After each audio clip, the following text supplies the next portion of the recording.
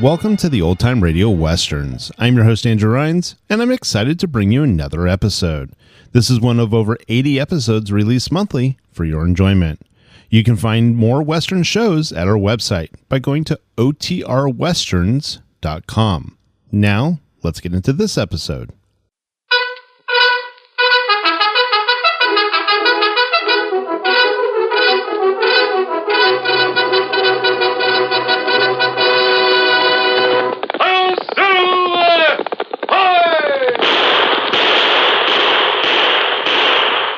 Horse with the speed of light, a cloud of dust, and a hearty hi-yo silver, the Lone Ranger.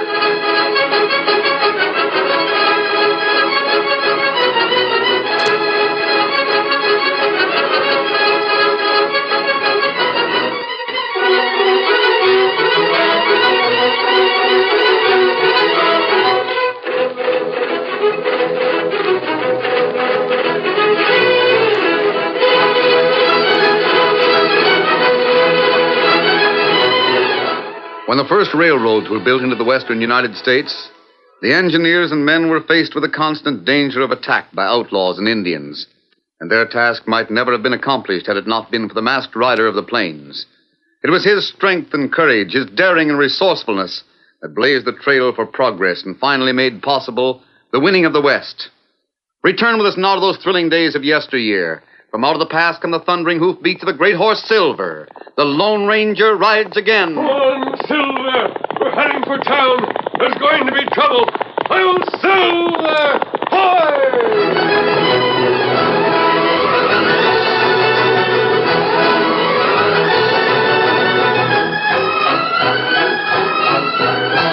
When the Lone Ranger and Tonto learned that Kimberly had left Cowego Canyon and headed back for Warren City, they raced after him.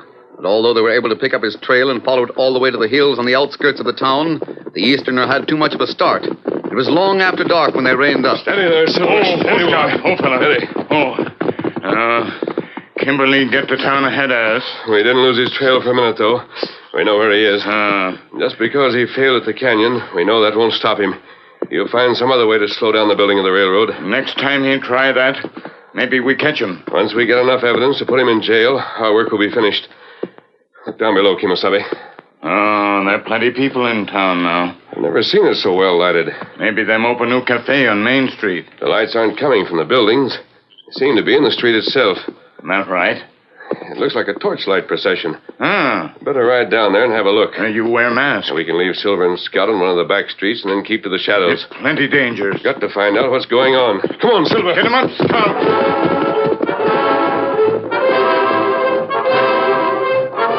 Hundreds of torches lit the main street of Warren City, but there was no procession.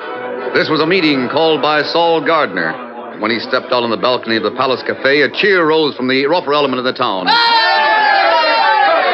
storekeepers and most of the railroad men kept silent. Saul raised his hand and began to speak. Boys, 3 men were hanged today in Warren City. They were arrested by our sheriff, Bob Dixon. They were tried by Judge Carteret and a jury of 12 men. Everything was according to law. I'm not saying it wasn't. But I'm an honest, God-fearing man, and I didn't like the verdict. The men who were hanged were veterans of the Grand Army of the Republic. And Bob Dixon and Carteret were rebels in the war between the states. I'm asking you this now. How long are we going to stand for it? How long are we going to stand for rebels heisting themselves up to the seats of the mighty and judging the men who fought to save the Union? Quiet. I tried to speak this piece in court this morning. I was fined for contempt. But now I'm going through with it. And if Bob Dixon tries to interfere with my right of free speech, he'll pay the penalty we've always reserved for tyrants. We can't do anything about Carteret, to grant you that. He's a federal judge and he's left the town. But Sheriff Bob Dixon's still here. Yes, Bob Dixon, one of the Dixons of Virginia. He's still wearing his badge and ruling the roost. That's something we can change. You can't do anything about it until the next election. It was Roger Manning, the editor of the Warren County Times, who had answered Gardner. He was standing in the second-story window of the newspaper building directly across the street from the Palace Cafe, and the crowd turned toward him as he spoke. You can't shut me down. If Charles Gardner has the right of free speech, so have I. Bob Dixon was elected sheriff of Warren City long before it became a railroad town. According to our laws, there won't be another election until November. By that time, all of you gamblers and parasites that are living off the railroad men will be gone from here. It'll be good riddance. It would be good riddance for the railroad in the town if we could drive you out now. So, Gardner, you say you're an honest, God-fearing man. You can't deny it. I'll add to it.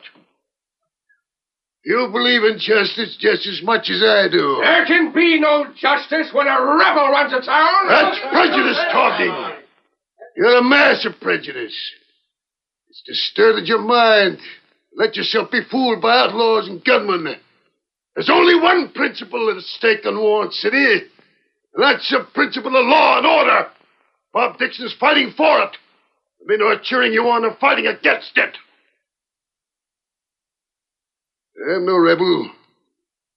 I never was. I was born in Massachusetts, and I fought in the first volunteers. But I served on that jury today, and I voted for hanging because those men were murderers. They were veterans. If they ever wore an army uniform, they stole it first. But that doesn't matter. It matters to me. They broke the law, and they had to pay the penalty. You can talk until you're blue in the face, Manning. You tell him so. You can print whatever you want to in your own newspaper. But there's hundreds and hundreds of us here in Warren City that won't take orders from a Dixon from a Virginia. We're going to get rid of them. We can't do it by legal means, and we'll try something else. That's final. You can warn him if you want to. He's got to turn in his badge or take the consequences.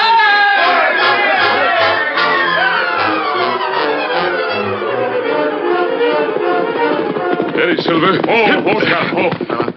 We make camp here, Tonto. You'll not say anything all the way from town. What you think? Yeah, it's a bad situation. That feller Manning talked good sense. Of course he did. And when men are filled with prejudice, they won't listen. I'm afraid there's going to be trouble, Kimosabe. That's right. Maybe Kimberly helped make it. And you can be sure of that. There's trouble in Warren City. It hold up railroad. You better get into town early. Find Kimberly and follow him. If he and Saul Gardner get together, ride back here as fast as you can. Tonto do that. The following morning, Louise Gardner served her father's breakfast in silence. Good flapjacks, Lou. Are they? Oh, what's the matter with my girl? Oh, Pa, I don't have to tell you. You mean last night? Yes, I do. You're so wrong. Nah, you don't become a woman to get mixed up in politics. That's just what it is. Politics. It's a question of right and wrong. All right, and you're the one who's wrong. You can't make me believe any different. Bob Dixon's a good sheriff. He's never been unfair in his life. He couldn't be. He's the finest man I've ever known. He's a Virginian. What of it? That's so stupid, Pa. You're so old-fashioned. Old-fashioned? That's what I said. You're taking his side against me. I've got to. He's a friend of mine. Well, I'm your pa. But Bob's in the right and you're not. Young lady, if I ever catch you talking to Bob Dixon again, I'll lock you up in your room and keep you there. I want your promise. You won't get it. I'll have no part in fighting a civil war over again in Warren City. I'll lock you up. That just proves you're old-fashioned. Lou, I can stand so much. Now, don't get excited. It's bad for your digestion. I warned you. Besides, there's somebody at the door. If it's Roger Manning, I won't see him. Good morning, miss. What do you want? Want to see your pa? Who is it? It's that no-good gambler, Ace Johnson. Shall I shut the door in his face and Tell him to come in. What? If you don't mind, Miss Lou, I should have mentioned I was expected. All right. You can come in. But there's no law that says I have to stay in the same room with you. And when a decent man gets mixed up with a crook, then he must be loco. Don't mind her. Women don't understand politics. Sure, I know. Got some good news, Saul. That's so? Someone else is on our side. Man has got a lot of influence and money. Who do you mean? He's in the back room of the palace. Wants to talk to you personal right away. Will you go over there with me? Why, I sure will. What's his name? You're going to be surprised. It's John Kimberly.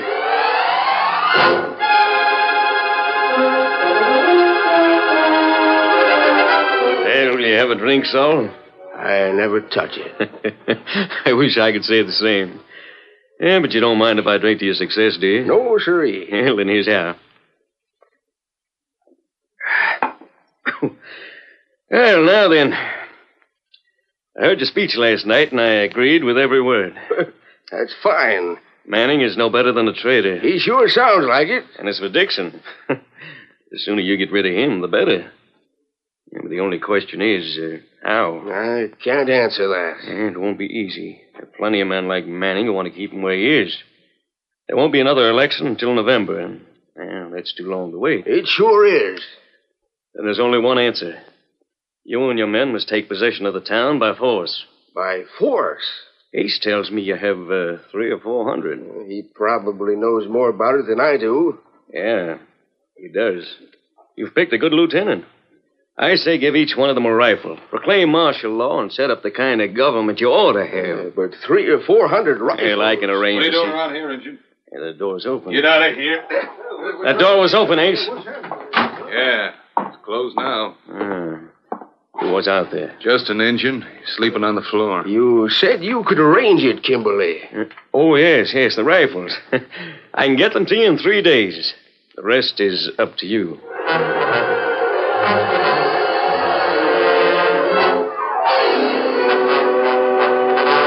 What did Gardner say? That all, Tonto here.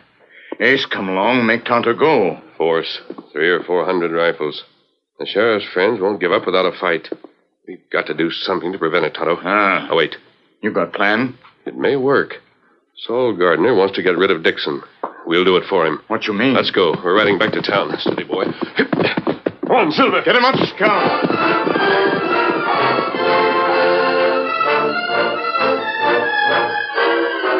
When Louise Gardner walked into the sheriff's office, she found Roger Manning with the young lawman. Lou. Hello, Bob. I'm glad to see you, Miss Gardner. Do you know what this young idiot's decided? You let me explain it, Roger. Well, There's plenty of honest men in this town that don't want me to be sheriff anymore. Your father's one of them. It's going to make everything a lot easier if I just turn him a badge. oh, no, Now, Bob. let me finish. Roger here was to take the job, or there wouldn't be any objections from anybody. You can't send me out chasing crooks at my age. There's no one who can fill the job half as well as you, Bob. I won't stand for your resignation. But, honey, don't you And see... if you're thinking of me, you just forget it. I don't agree with Pa at all, and I've told him so. What we need is law and order, and you're the man to give it to us. But how can there be law and order when even the honest men are fighting against each other? Then there's the railroad, too. Just think of that... Louise. Hello, Pa. I told you it was her. We saw him down the street. You know what I told you this morning? I remember. You're coming home with me now. And you're not going to leave the house again. Do you aim to carry me, Pa? Well, if I have to. I might kick a little. Say, who's that just reined up out in front? What's a masked man and an Indian? Don't go for your gun, Bob. I got you covered. Outlaws in broad daylight. What's the idea? You're coming with me. You can try and make me. All right, if that's the way you want it. Tonto wants you. Let go of me now. Let me down. You not move.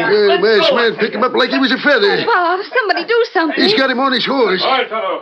Tonto, come. Well, don't just stand there. He's being kidnapped. This is your work, Gardner. That's a lie. And I'll prove it. Don't shoot, Pa. You might hit Bob. I don't care if I do.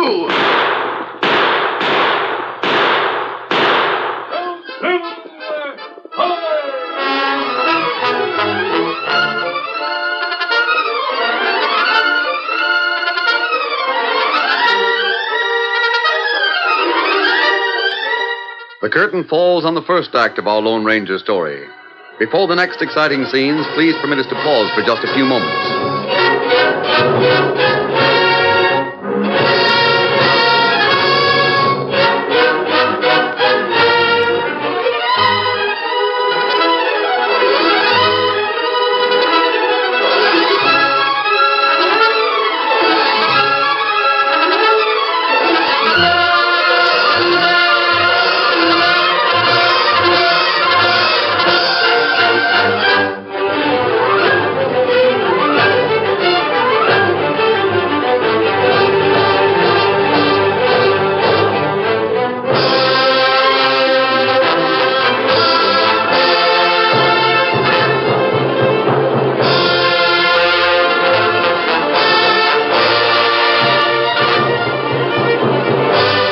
continue our story. The Lone Ranger and Tonto raced out of town with the sheriff as their prisoner long before any effective pursuit could be organized. They headed into the tangled wilderness of the hills above Warren City and did not draw rein until their camp was reached. Steady, Silver, steady, boy. Feller. You can get down now, Bob. Oh, that was some ride. Steady. This is our camp. You're going to be our guest here for a few days. Your guest, huh? Yes. You won't consider yourself a prisoner. That is, after I've explained everything. I'm beginning to put two and two together already. Oh, are you? A masked man and an Indian called Tonto. A white horse called Silver. Now, if you was to show me a ring like I heard Matt Kirby talk about, I could make a pretty good guess as to who you are. A ring like this? Yeah. Does it have a secret compartment in it? Yes, it does. Just like Matt said. You're the Lone Ranger. Oh, but this is still going to take a lot of explaining. I'm not a bad sort of hombre. I've always tried to do my duty. I can't figure out how I got in your bad books. Oh, you haven't, Bob. You see, we were in town last night, and we heard everything. When Saul Gardner made his speech? That right. Me hear men in cafes scheme to take rifle. Now, those rifles won't be necessary. We took you prisoner to prevent bloodshed, and also to prove to the townspeople just how much they need you. I don't savvy. Well, the first thing I want is a list of all the honest men who dislike you because you come from the South. There's a whole lot of them. The most important ones, then. Especially the ones who own stores or businesses. Oh, well, I guess Banker Henderson would come first. Good. I don't feel good about it. Go on. McNamara, Corwin, Batchelor. Oh, and then, of course, here's Saul Gardner himself. He owns the biggest store in town. Oh, that's fine. Don't you understand how I feel about it? I think so. You're giving all those men protection, and they don't realize what a good job you've done. It's up to us to make them. But how? By giving them a taste of what might happen with another man in your place. We'll start with the bank. Huh? Tonto and I are going to hold it up tonight. You're going to... The Lone Ranger's going to hold up a bank? Now, don't worry. No one will be hurt. The money we take will be just as safe here as in town. You say nobody will be hurt. What about you? Now, we'll have to move fast, of course. I'll say you will. But it's worth the chance. After the bank, we'll pay calls on the others. We'll, save Gardner for last. Well, not all in one night. No, we'll take one night for each of them. Well, that's even worse. After the bank hold up, there won't be a man in town without a gun. They'll shoot first and ask questions afterwards. The only one we're afraid of is Matt Kirby. Matt Kirby? Well, he's the only one who knows you. That's just it. He might recognize us and tell the others who we are. We want these hold-ups to seem genuine. Oh. You'll have to warn him in advance, Tonto. His cabin's on the edge of town. You'll be able to reach it without being seen once it's dark. Not plenty easy. I'll wait for you near his cabin, and then, as soon as he's been warned, we'll go to work.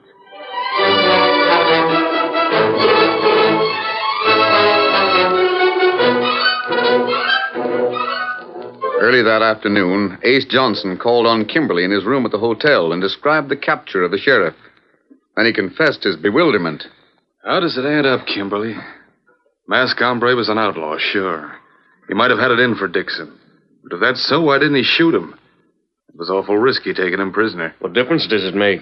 You got what you wanted. How's that? Well, Dixon's gone. They'll have to appoint a new sheriff. You're smart, Kimberly. I figure I can lay my cards on the table with you. Yeah, go ahead. Well, it won't do us any good if they appoint somebody that's honest. Not even as honest as you? As me? Why not? We don't need those rifles now. It ought to work out fine. You could invite every gunman in the country to make his headquarters here. And you could collect from every one of them. Well, yeah, but it's Saul Gardner who'll have the most to say about the appointment. You listen to me, Ace. I'd like to bet $10,000 you'll be wearing a badge before dark.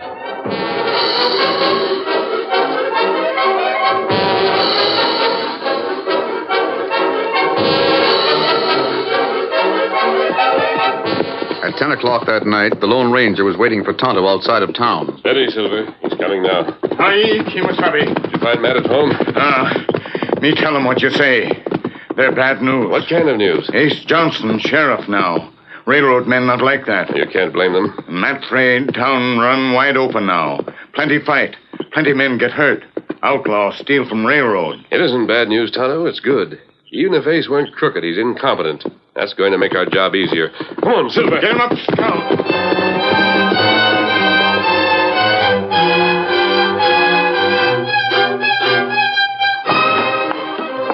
Just take a seat anyway, Sheriff. Lad? Oh, yeah. I'm not used to the new title. Now, the reason I've asked you to come over to the bank tonight is so that you can see for yourself how much we need in the way of protection. Uh-huh. This building was never meant for a bank. And you'd be amazed at the amount of money we have here. Is that so? It's because of the railroad, naturally. Now, I want a deputy on duty here day and night. If necessary, we'll pay a salary. Where do you keep all this money? In that safe over there? Most of it. Why isn't it locked? Oh, I was just checking it over when you arrived. Uh-huh. I don't mind telling you that I'm worried. A masked man riding into town in broad daylight. It's disgraceful, huh? Somebody at the door. That must be Roger Manning. Don't forget, I wasn't sheriff this morning. Don't make a sound. Up with your hands. What the... Inside. Sheriff, it's the masked man. I'll get him. Oh! Keep them covered, Tonto. We'll have to get out of here fast now. That's right. Had the safes open. This will be enough. There's $50,000 in that bag. We'll take your word for it. Adios, gentlemen. It's been a pleasure. Sheriff, get after him. Oh, my head. Get a posse together. Get that money back. Come on, Silver. You've got to capture that man.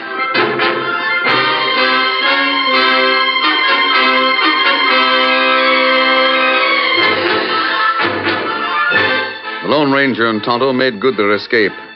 The posse that started after them lost their trail less than 5 miles from town.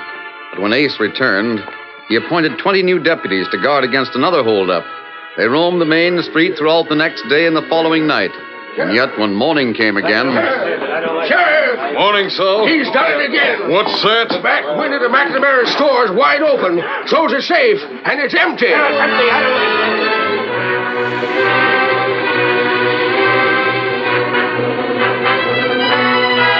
And the following morning... It's Corwin's place this morning, Sheriff. He took $1,000. I'll get the polecat. You said that yesterday. The only trouble is he won't show up again. Oh, yes, he will. He left a note for you. Read it. To the sheriff. You can expect me at Gardner's store tomorrow night. At my place? Boy, the nerve of him. I'll have the store surrounded. I'll have 20 men there, 50. Careful, Ace. It might be a trick. I'll deputize every man in town. If he sets foot in it tonight, he'll never leave it alive.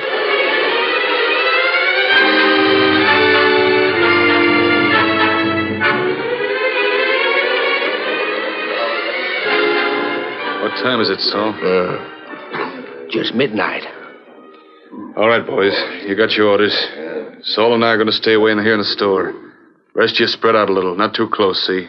Keep under cover. Go on, then. Clear out. Roger may be right. That note may have been a trick. I don't think so. Shut the door.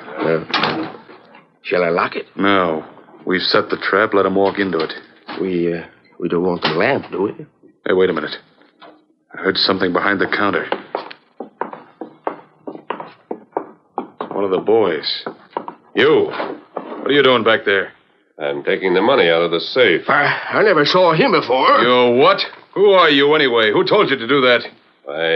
This is what I came for. Ace, I recognize his voice. Only he isn't wearing a mask tonight. Just a disguise, Saul. Who are you? Careful, you're covered. How'd you get in here? I walked in with your men. It's a good thing there were so many of them. You ducked down behind the counter and... Found the safe was open, right. Now just stay right where you are. Don't make a move and don't raise your voice. You can't get away with this. As long as you're sheriff, it'll be easy. Adios, gentlemen. Been a pleasure.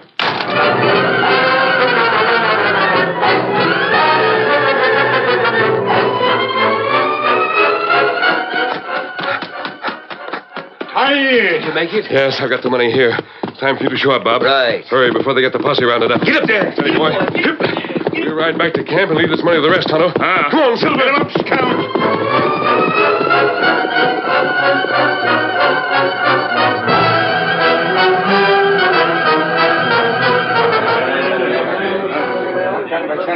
You're a fine sheriff, Ace. I'd like to know anybody who could do better. Well, I'll tell you.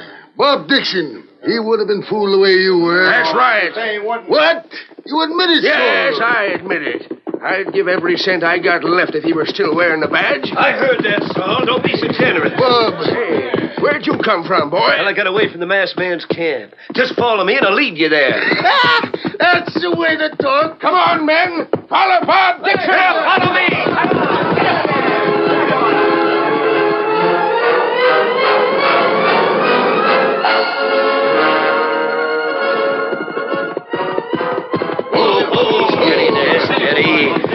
Here's the camp. Right over there by that rock is where you'll find the money. Here's the masked man. He's got away again. Oh, no, he hasn't. Here he comes through the woods. Don't let you slap leather. That's the Lone Ranger. Lone Ranger? Have you gone loco? Lone Ranger, an outlaw? No, he's no more of an outlaw than I am. Steady, Silver. Steady, boy. That's the same hombre. He's the one that took the $50,000 from the bank. I admit it. But you have the money back now. There's no harm done, is there? Well, no, but if you're the Lone Ranger, What was the idea? The idea was to convince you, Saul, and everybody like you, that you were wrong. You need Bob Dixon, and it doesn't make any difference where he comes from.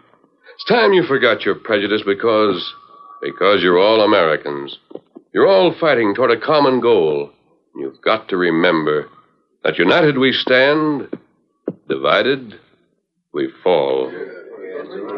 How about it, Saul? Have you changed your mind? You can bet I have, masked man. And so is everybody else who was talking the same way I did. That's all I wanted to hear. Come on, Silver. Get him up, Count. Get him up. Oh, Silver! Away!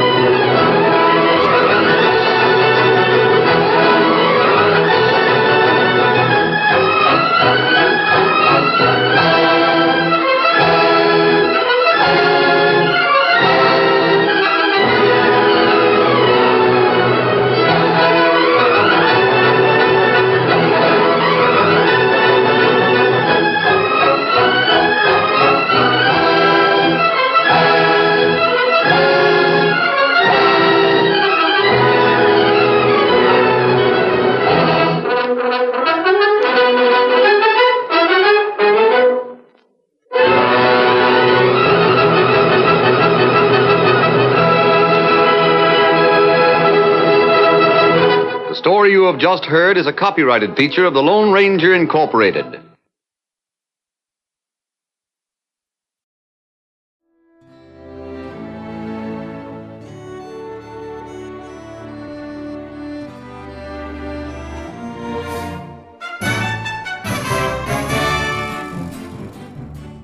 This has been a presentation of OTRWesterns.com, and we hope you enjoyed. Please take some time to like and rate this episode within your favorite podcast application. Follow us on Facebook by going to OTRWesterns.com/Facebook and subscribe to our YouTube channel by going to OTRWesterns.com/YouTube. Become one of our ranch hands and unlock some exclusive content. We want to thank our most recent ranch hands, Steve and Ron W., who joined us recently. You too can join by going to OTRWesterns.com/donate. Send us an email, podcast@OTRWesterns.com, and you can call and leave us a voicemail, 707-986-8739. This episode is copyrighted under the attribution, non-commercial, share-alike copyright. For more information, go to OTRWesterns.com/copyright. Have a great day, and thanks for listening.